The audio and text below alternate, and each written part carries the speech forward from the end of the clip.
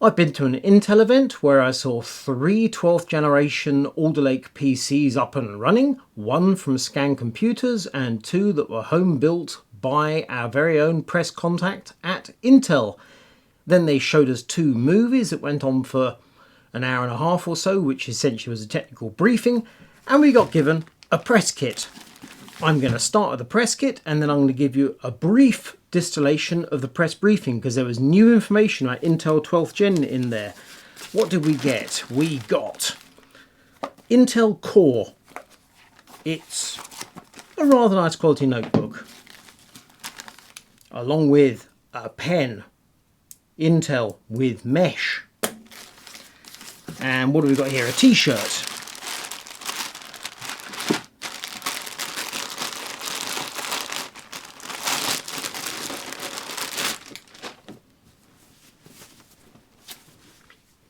Intel Core, size small. So we'll be putting that one in the cupboard as dusters.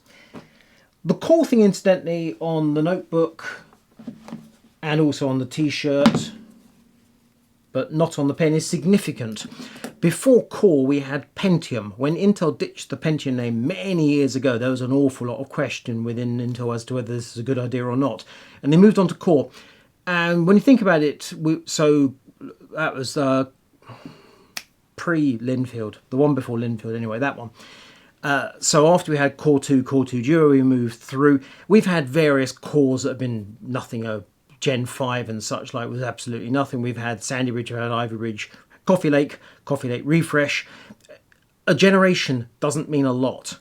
And then you get up to the current day where we've had Rocket Lake, and now we've got 12th Gen, which is completely different, but they're sticking desperately to calling it 12th Gen rather than some new thing. This is not the start of a new thing, because Core is still a good name as far as Intel's concerned, which I personally think is a desperate shame, because this hybrid architecture in Alder Lake strikes me as a new beginning. Anyway, 12th Gen it is, even though I think it's the first of something completely different. A bag that says Intel, a box and a little box. In this box we have a magnetic flap which reveals a plaquey kind of thing with it's a screen print of a die and a stand of some sort. So this is going to go into, actually let's have it this way around. That's better. And this comes out, and there we have Core i5 and Core i9, and here we have a Core i7.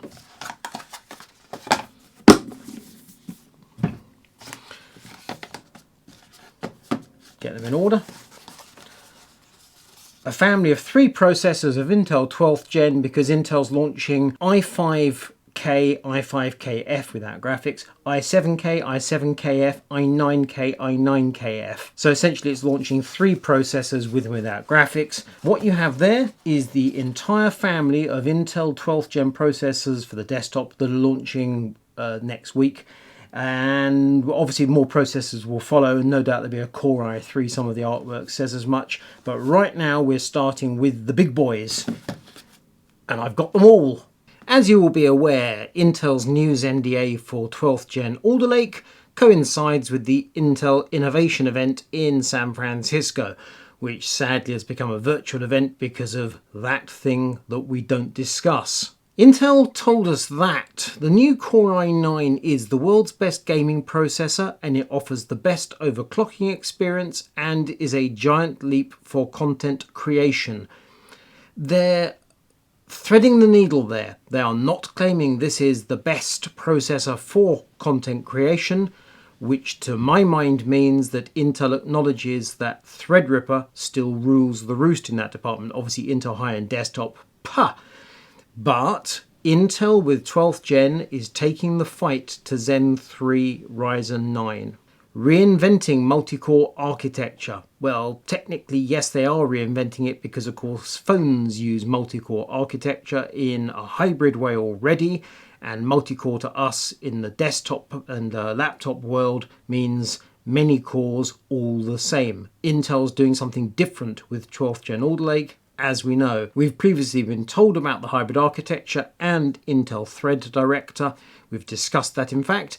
Also, this is the first processor using Intel 7, which is their souped up 10 nanometer process that we don't talk about anymore. It's now Intel 7, and a 19% performance lift with the new performance core compared to previous architecture, previous process. Plus we have new efficient cores. So we have the hybrid architecture, the combination of performance cores and efficient cores. Intel's biggest architectural shift in a decade. Only a decade? I'd suggest it's more than that. And there we can see how 8 P cores and 8 E cores sit together. The 19% performance improvement at ISO frequency, well, yes indeed, but we're not just simply stepping forward with a different architecture or a different process. Everything's changing with 12th Gen. So 19%, you'll note some wins and some losses. It's a mixed bag. Intel Thread Director, previously discussed it. This is the piece of hardware inside the processor that tells the OS scheduler what the heck it should be doing with these cores. And this, as it says, is a feature of Windows 11. Question obviously is, does it work at all with Windows 10? Does it work poorly, or does it work perfectly well? New cache architecture. So there's a shared L3 cache between the various cores and the graphics. And then we have increased L2 cache per P core compared to previous generation. What's new in the unlocked 12th Gen desktop processors? So we know about the Intel 7 process, we know about the hybrid architecture, we know about Thread Director, core architecture featuring performance improvements up to 16 cores, 8 P cores, 8 E cores. The E cores are not hyper-threaded, so that's 8 times 2 plus 8, so 16 cores, 24 threads. The maths is going to get tricky. Platform improvements, DDR5 support up to 4800 megatransfers, but of course that's Intel's nominal speed. As to what the actual speed it will run at, it's going to be at least, we've heard claims already of 8,000, so a huge number. Chipset PCI Express Gen 4 and up to 12 lanes, so the chipset's taken a big step on from previous gens.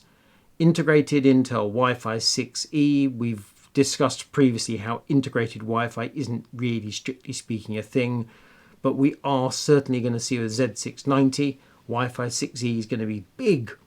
Connection between the processor and the chipset up to 8 DMI 4.0 lanes, huge connectivity. Enhanced core and memory overclocking, we'll come to that. Enhanced Intel UHD graphics driven by Xe architecture, we'll come to that as well.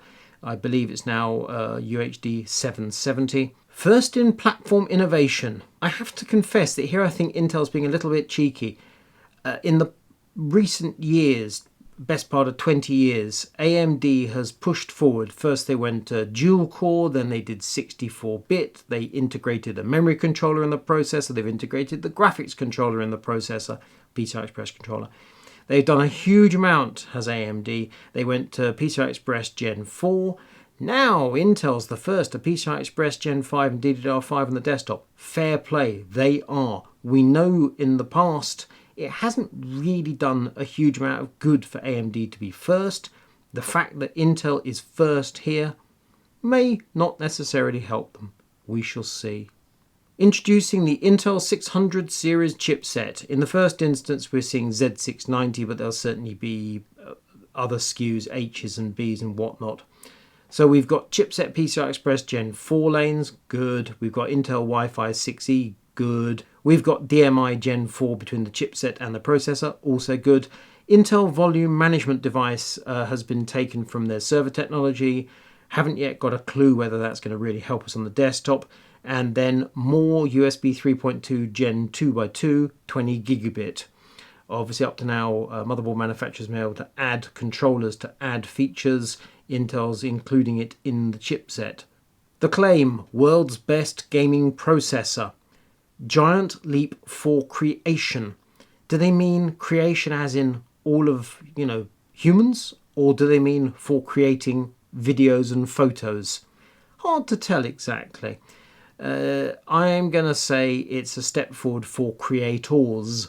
And then we see a chart that needs some discussion. So Intel here is comparing the new 12th gen Core i9 12900K with the previous Core i9 11900K and Ryzen 9 5950X. Intel was quick to say that this testing predates the recent patch to Windows 11 and also AMD's recent driver release, which fixes their cache problem. They are retesting at this very moment. They will issue new numbers as soon as they have them.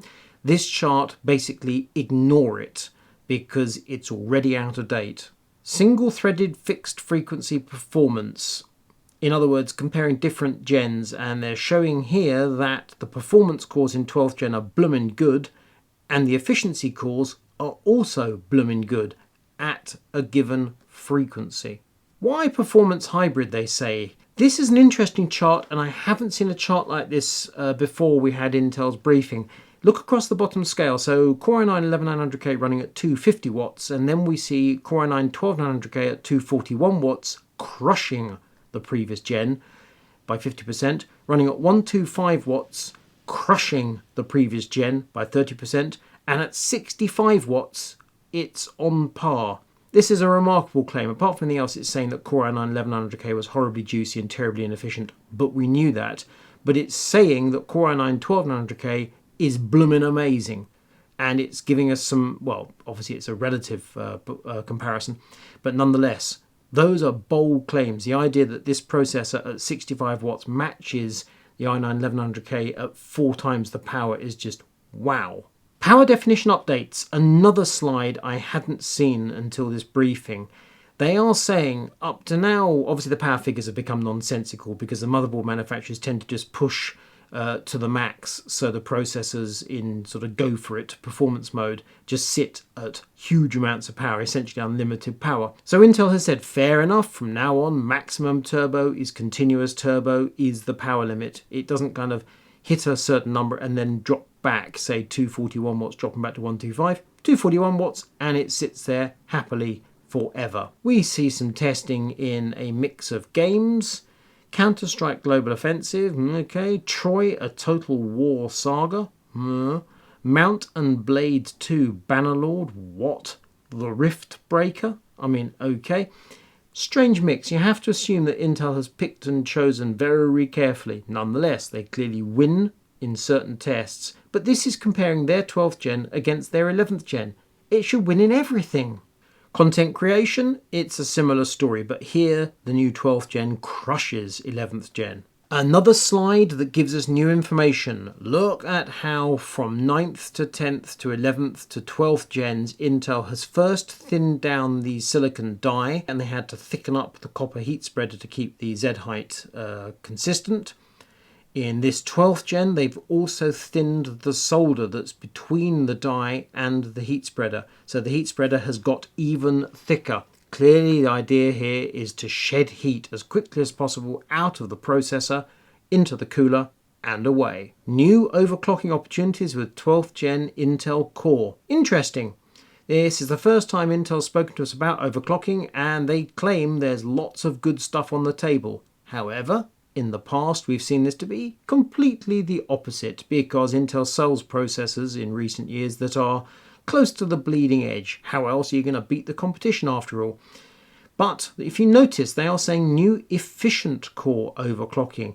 Kind of suggests the P cores are at their limit or close to their limit. But the fact that the efficient cores apparently have some headroom, interesting. XMP 3.0 for DDR5. We'll come to that shortly. And then you'll notice Enhanced Intel Extreme Tuning Utility version 7.5. Intel's launching 6 processors in the first instance. So we have Core i9 12900K and a KF without graphics, Core i7 12700K and KF without graphics, Core i5 12600K and KF without graphics. The official pricing from Intel in US dollars per 1000 tray. So for the 12900K, it's $589. KF is $564. That's a very small differential for the missing graphics core. Core i7 12700K, $409. Core i7 12700KF, $384. Core i5 12600K, $289.